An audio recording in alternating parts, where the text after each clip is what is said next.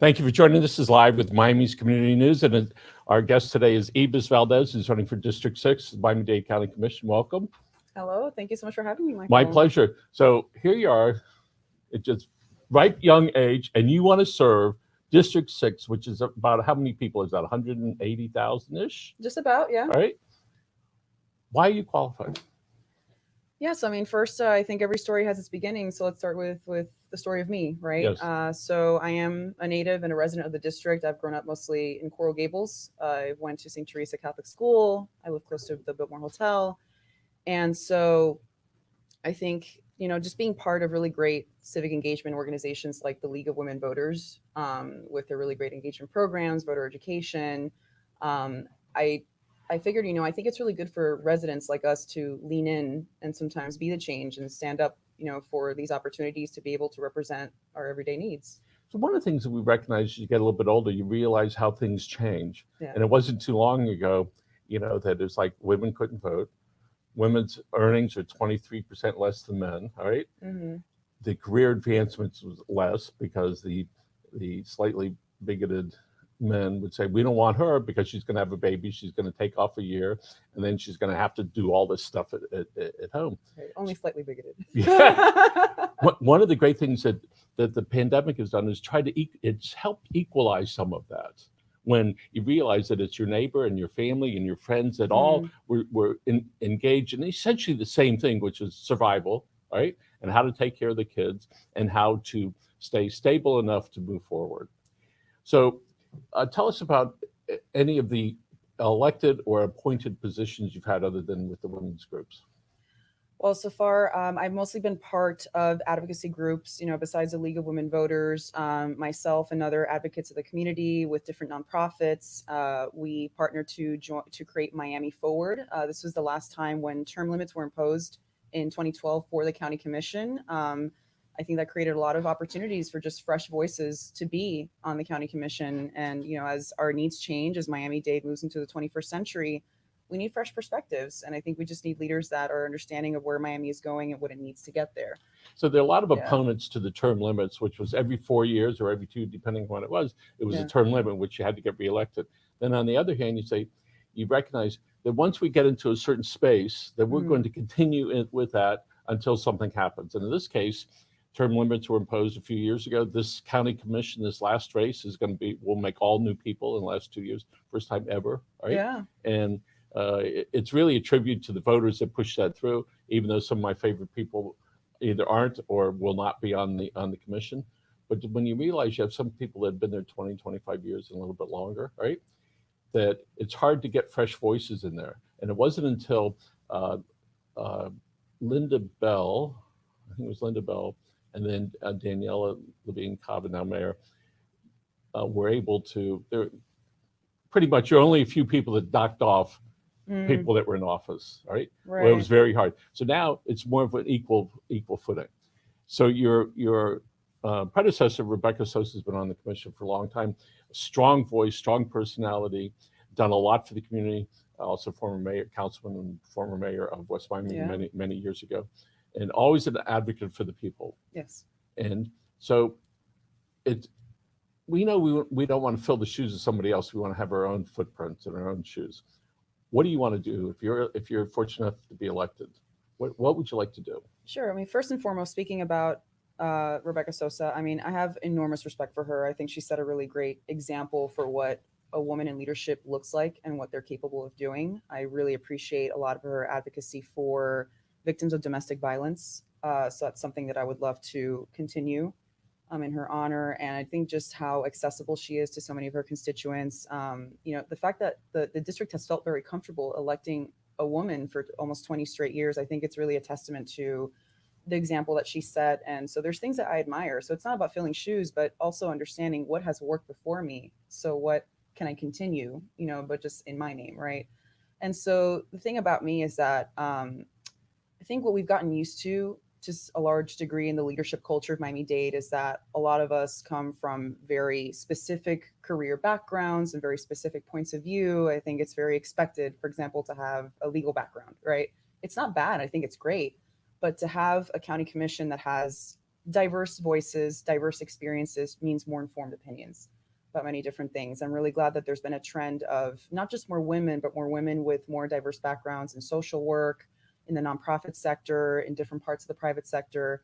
And so, a little bit about my background is that I was Miami-Dade County's Refugee Employment Program Director. So, I oversaw a $9 million program that was the nexus between workforce development and refugee resettlement services. So, I was in charge of making sure that deliverables were met in terms of refugee clients getting into ESL classes, getting into their first jobs, career counseling, which is, such an important part of our local economy, of our community. And it really just goes to show that when you invest in people, especially refugees who have lost a lot, especially to come here, when you invest in those kinds of communities, they're the ones that give back.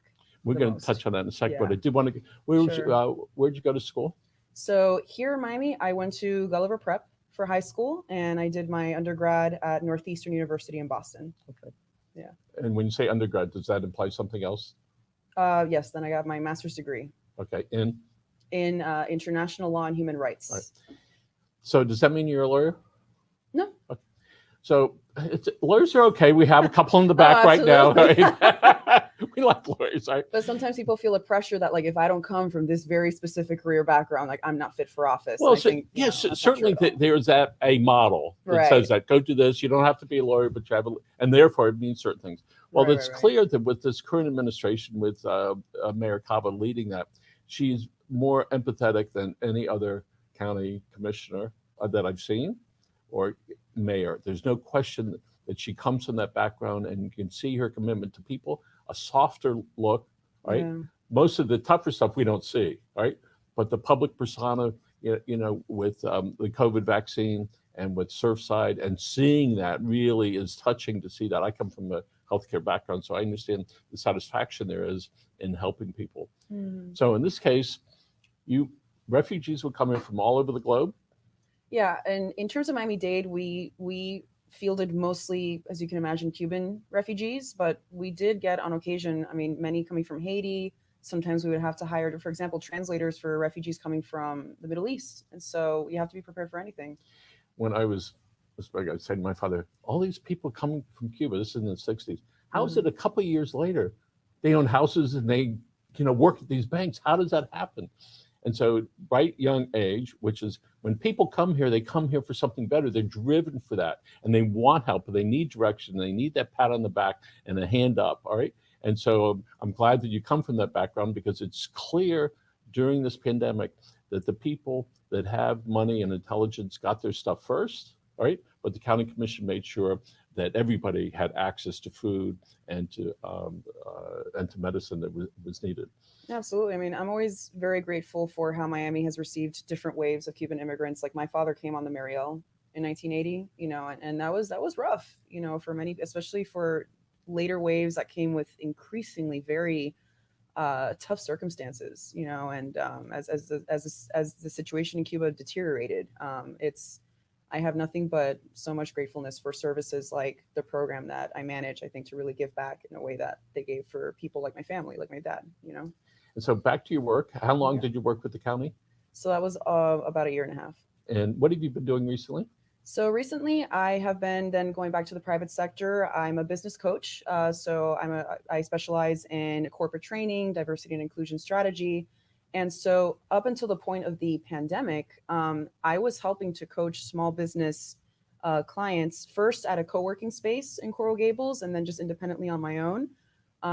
Really, to get through the pandemic, I think that put a lot of stress on small businesses that, we really need to take a look at to make sure that our local economy is thriving no matter what is thrown at it. So one of the things that we were fortunate to be able to do here, we had a lot of people started working at home, reporters, artists, salespeople. And here we gave everybody their own office. Knock on wood, we didn't have an outbreak here. Certainly, I'm wondering about the immediate future, what this really means to us with the most recent outbreak. Sure. But most small businesses are struggling with this. Are we jogging now, or are we running? Are we walking? Are we taking steps back?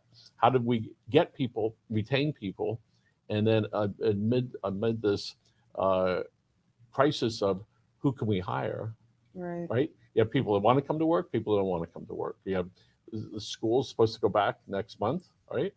Or a month after that.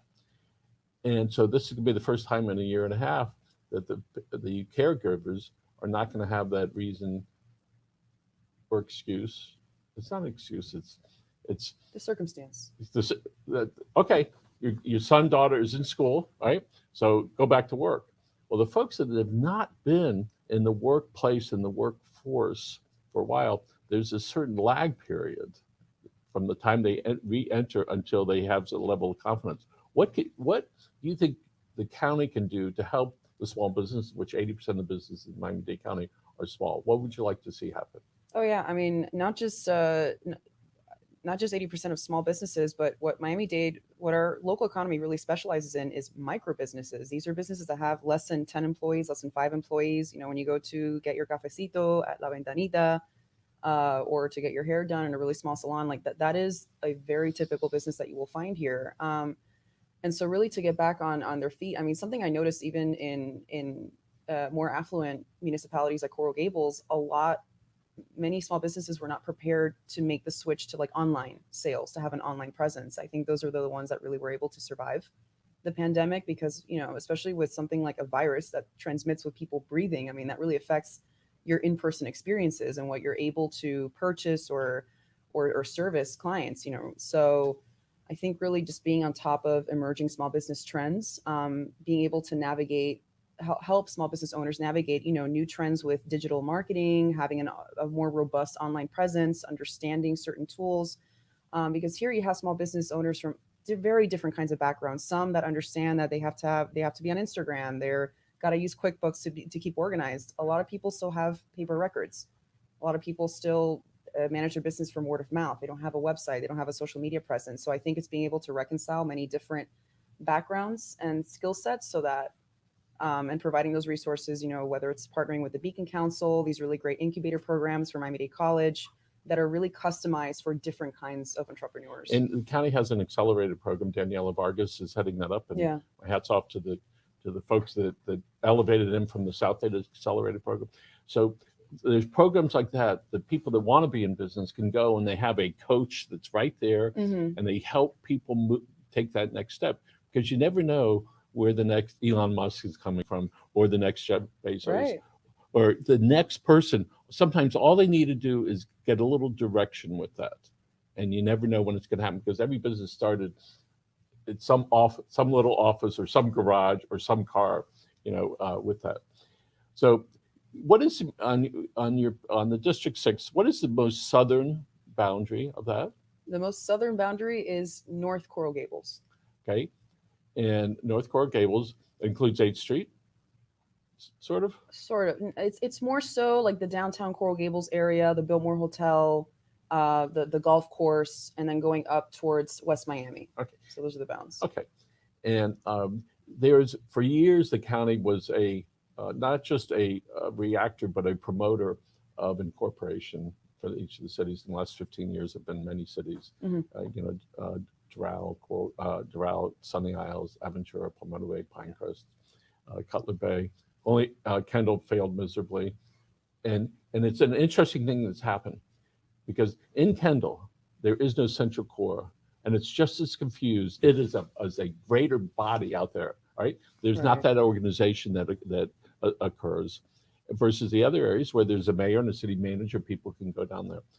Do you have any thoughts about future incorporation of unincorporated Dade County into smaller cities? Yes, I know that the county commission just met this week on the very subject. I know that there's a contentious annexation issue between, I think, like Doral and the Sweetwater area. And so annexation is not an incorporation. It's not intrinsically like a good or bad thing. You have to look at the specific region. So for example, are you breaking up any historical neighborhoods? Are services going to be, for example, more consolidated, more accessible by residents? You know, will cost of living go up or down? So those are various factors that you have to look at when these kinds of incorporations are being approved or otherwise deemed not beneficial. There was an area in unincorporated Dade County that was being considered to be annexed by Miami Springs. And the warehouse owner said, no. We don't want any extra taxes, all right? We're fine with what we're doing. and then it got turned down. And recently in the city of Coral Gables was Little considered, Gables, yeah. yeah, Little Gables. Hmm. Uh, uh, what is over here? High Pines and the Ponce area, and the city commission turned that down. And lots of times the local commissioner listens. Sometimes they're a promoter of that. Right. So one day you might be, faced with that where the people in your district come over. Listen, commissioner, right? We want to move forward on that. Hmm. Any particular thoughts if groups come to you and they say, listen, we're thinking about this. How do you handle that when you try to balance in the needs of the neighboring city, the needs of those particular people, whether they're homeowners or business owners? So, I mean, I think for me, the simple answer to that is having very good outreach, having very accessible events like town halls, et cetera, because the biggest complaint I hear whenever this issue of annexation, incorporation pops up is a lot of residents feel like, oh, I wasn't heard. I didn't have an opportunity to be heard. I feel like this is happening beyond my control without my input. So when you make that effort to make people feel included in the process, that you are considering how this will impact how they do business in the municipality, how they live in the municipality, again, whether cost of living goes up or down, more or less taxes, it's just about making people feel heard so that either way, whatever direction, commissioners and city leaders are going in, at least it's informed by the people that are going to be affected. We had a guest who happened to have a mental breakdown 10 years ago, and he was out on the street and listening to him. It was really tearful listening to him. But he wrote a song, and he played it on the guitar, he wrote the music to it. You Are Not Alone.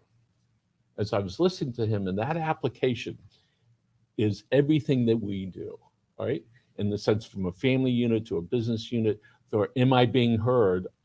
And even though it may not go your way, right? We do want to be heard. And just so that somebody else says, hey, I hear you, all right? And I think that's what people want.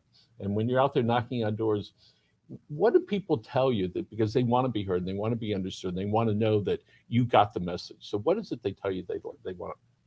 Yeah, so when I was in the process of deciding whether to run or not, talking to those very people, almost doing a pre-canvas, so to speak, was really important for me to go on a listening tour to understand, what issues will I be contending with and how can I best help people in the position that I'm aspiring for. And so I spoke with the owner of a hair salon in Hialeah. This woman's name is Maria. And yeah, she's a very typical business owner, especially in that area. And the way that she survived tooth and nail to get through the pandemic, I think really showed to me how we can improve county services, that we can improve, especially support for small businesses. That is very top of mind. It's not just economic development looking towards the future, it's small business recovery. Because the effects of COVID are here to stay for a long time. It's dramatically changed how people do business, how people start businesses, how they're able to maintain their businesses. And so speaking to her, it was just really disheartening to hear how difficult it was for her to wade through the different, the relief options. For example, applying to PPP, she had her son had to help her get through the application. Even myself, that I think people like us are intelligent people. We can read through a form. It was really difficult, extremely difficult, and just feeling like she couldn't really reach out. Didn't sometimes not understanding what to ask to begin with. I mean, that's where local government really has, I think, a responsibility and an opportunity to step up and say, we want to hear your circumstances. How can we help you? She had to go through her own personal credit just to save her business. So we want to avoid that. Lots of people, when they do changes on their homes, they have building plans, they hire a processor to go through the system. Right. Because even if you're experienced, this whole process is hard. Tough. Right? It's tough. Like, who do I talk to? And if you ever had an elderly parent that you had to take care of, you go, okay, what's my first step? Who do I speak to? Where do I go? How do I get this done? What about? And all those things are very confusing. And when you're in business and you're trying to manage your finances, which is hold on your money, go get new business, but we don't have the supplies and we don't have the people. We hear the new car business is not going to be back to whatever normal is till 2023. Because of the pandemic, right? So, and it clearly for business people, it's like the car accident on the side of the road. Long after the cars are gone, the crash is gone. It takes a long time for that traffic to get back to the flow. Yeah. How can the county encourage and support not just from a financial end, but from an emotional end, these businesses that are struggling, all right, more so than ever before because they've had deaths in their families. Somebody somewhere has gotten sick that they know. So is there some programs that people can just plug into, whether it's a webinar or somebody saying, here, come to us and we'll help you? I mean, I think really the first point of contact that people should be having with their local government is with their local representative. For example, when I asked her, like, have your representatives, like, have you ever seen at any level, it doesn't have to be just county commission, it could be Tallahassee, it could be even more local, city councilman, for example.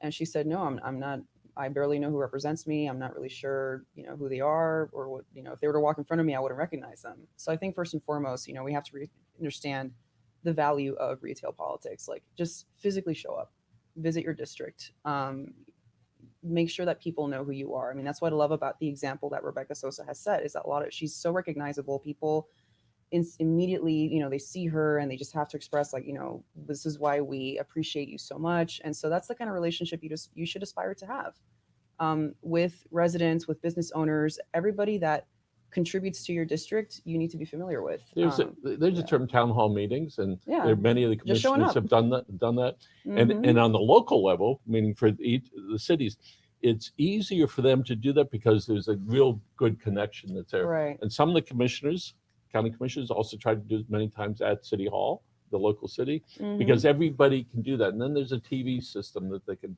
communicate with people. So tell everybody what you're doing so that you can get elected.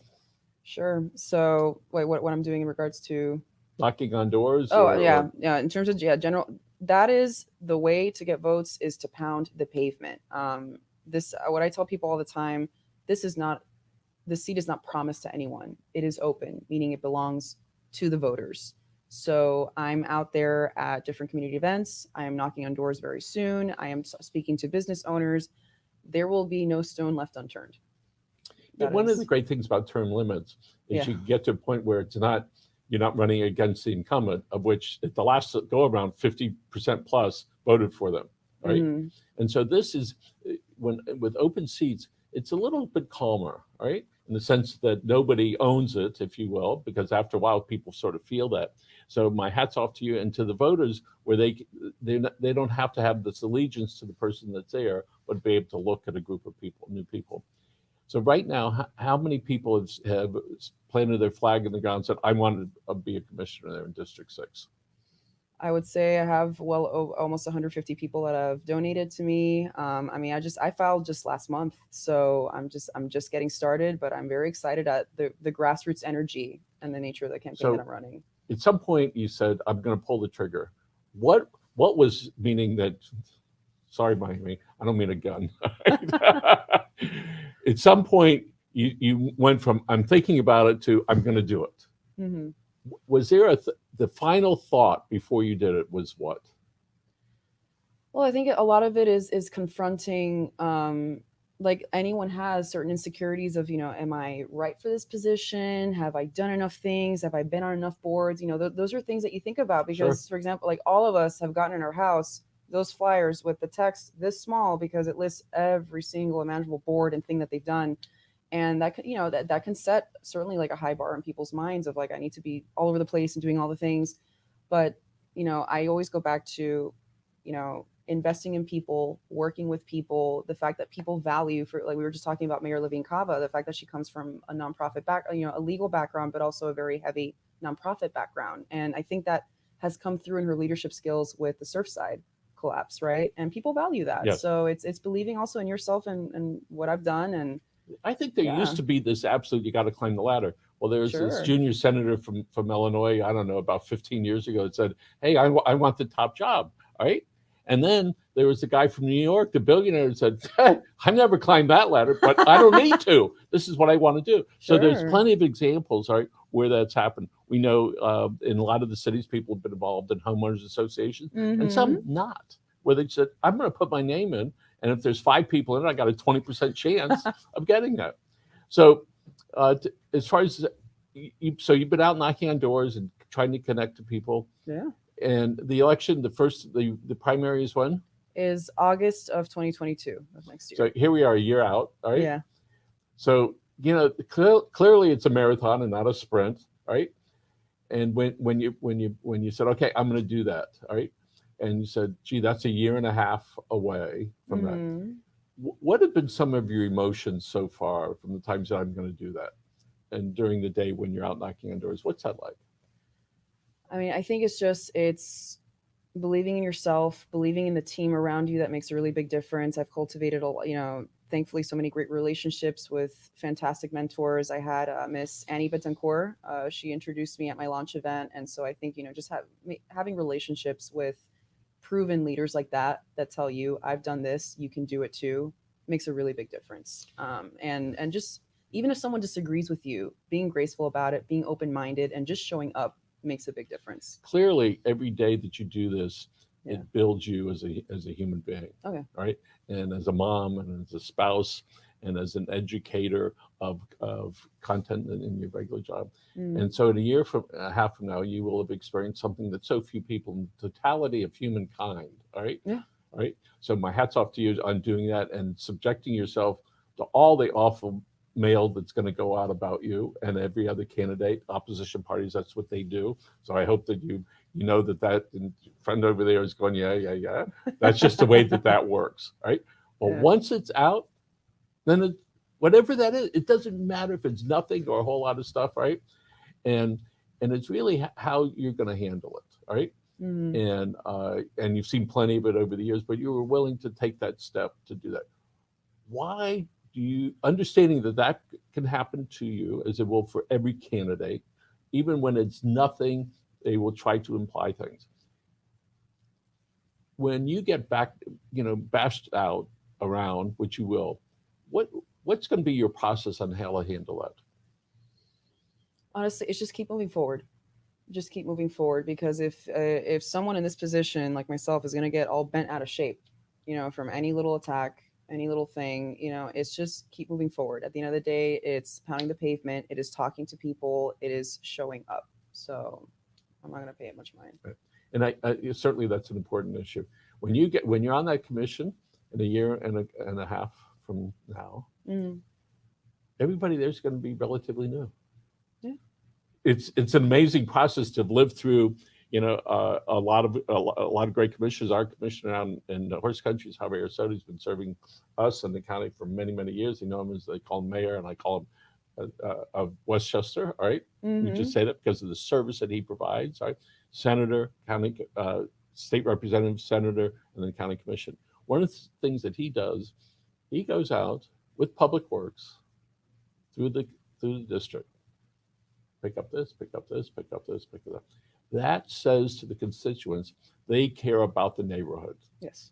So what would you like to do so you can demonstrate, people can see it, all right, where they're going to say, hey, this is better today than it was yesterday. What are some things now that you think you'd like to get done? Well, I mean, it's just there's so many emerging community needs, right? I think a major theme we've established is being very particular about showing up, organizing accessible, well published like town hall events. Just showing up. Like I know that Mr. Soto, he'll show up to the libraries within his district and just talk to people in the parking lot. Like it's just little things like that that are so simple but so profound that make people feel like, wow, they're coming to me and they're talking to me, and that it's just showing up is the most important part. I know it's sort of hard to imagine this, but there's people that get really excited when they can meet elected officials because in the totality of humankind, you look, say in England, you have the Queen and the King and the princesses over there, and here you have elected officials, and people want to see that, especially younger people. So I hope that you're a great role model, for not just for the kids, but for all of us. All right. We have 1 minute left. What I'd like to do is look into this camera, or the middle camera right there. I want you to talk to the young person about their future and how they should work towards getting the things that they want. Right there. All right, fellow young people. So, I mean, first and foremost, to learn more about me and to support my campaign, please visit www.ibis4miami.com. That's where you can read a lot more about my positions, where I'll be, and especially to contribute. And I think, for someone like myself at 29 years old, I'm young, but also facing big life decisions about investing in a house, getting ready to start a family. So if you're somewhere like me, a little older, a little younger, just believe in yourself first and foremost. Surround yourself with good people who believe in you. Find good mentors. Mentors make a very big difference because they've been there, they've done that. And just keep moving forward. Because there's one of my favorite sayings in Spanish is that there is no bad, no evil that lasts 100 years, nor a body that will withstand Would it. you do that in Spanish? Would you say that last part in Spanish? Yes. No hay mal que dure 100 años, ni cuerpo que lo aguante. So if you're going through a rough spot right now, it's not going to be forever. Right. Folks, Ibis Valdes, who wants your vote for the Dade County Commission District 6, thank you so much for being here. Appreciate it. Good luck to you. And I'm sure we can have you back before it's all over again. Thanks for joining us again. This is Live with Miami's Community News. Have a great day, folks. Perfect.